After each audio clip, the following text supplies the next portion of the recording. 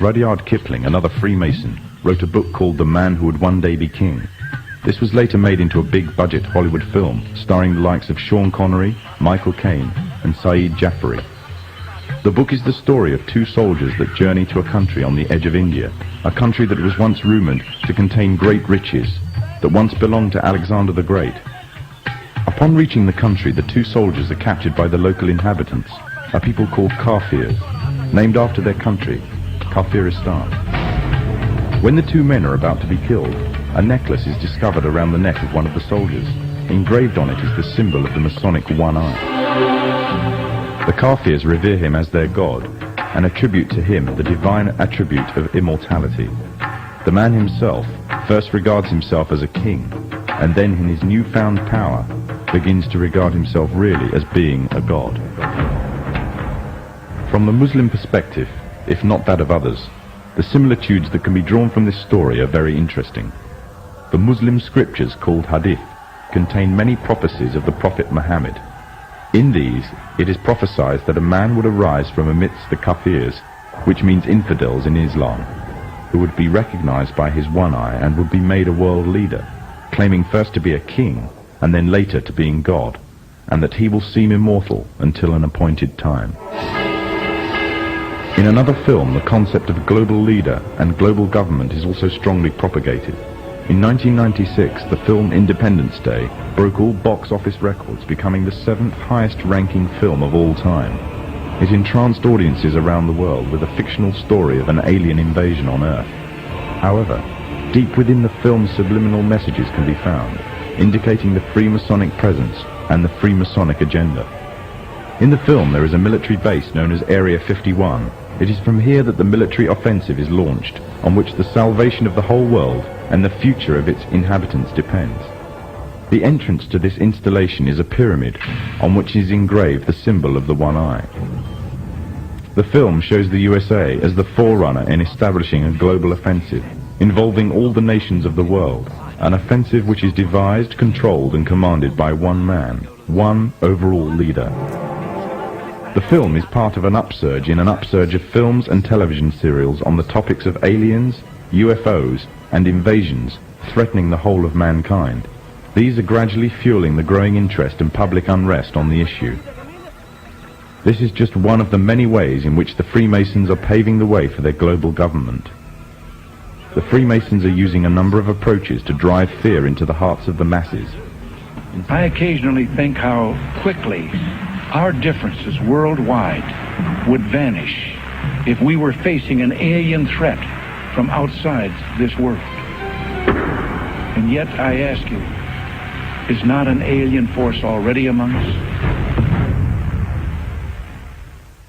Illuminati want my mind, soul, and my body. Secret society, trying to keep their eye on me. Ladies and gentlemen, the very word secrecy is repugnant in a free and open society. And we are, as a people, inherently and historically opposed to secret societies, to secret oaths, and to secret proceedings.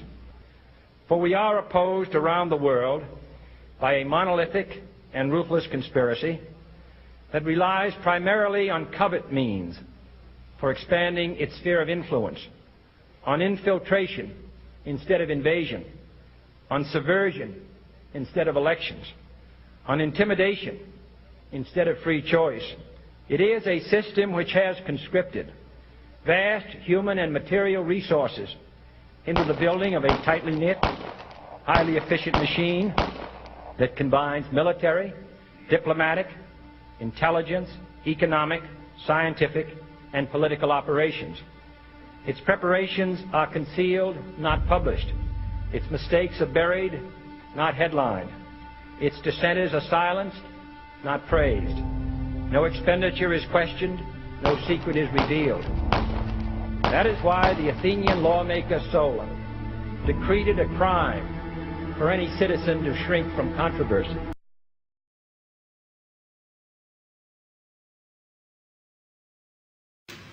The shift in the balance of power will mean a new world order, and we, the Marine Corps, will play a central role in its military affairs.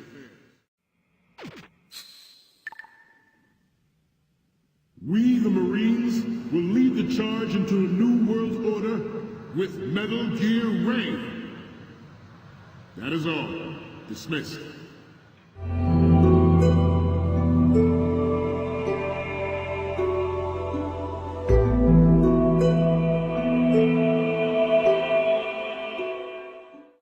And who are we?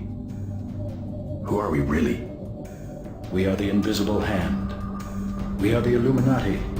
We come before and after. We are forever. And eventually, we will lead them into the day.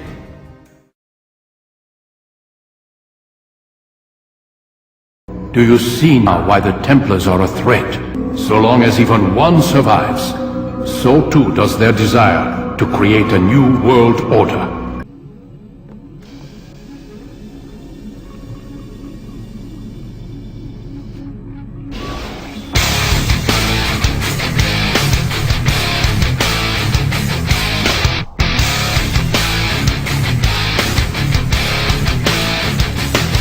What is Scenario 12D?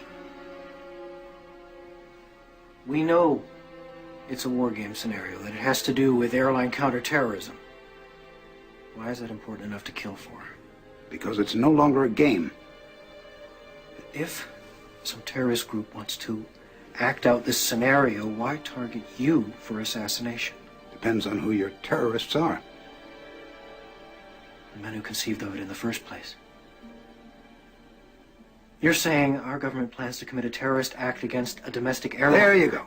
Indicting the entire government as usual. It's a faction. A small faction. For what possible gain? The Cold War's over, John. But with no clear enemy to stockpile against, the arms market's flat.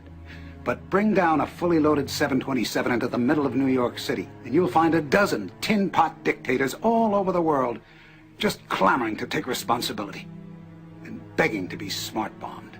I can't believe it. World Trade Center. We're going to crash the plane into the World Trade Center. The pin makes it official. You passed the test. You're Illuminati now.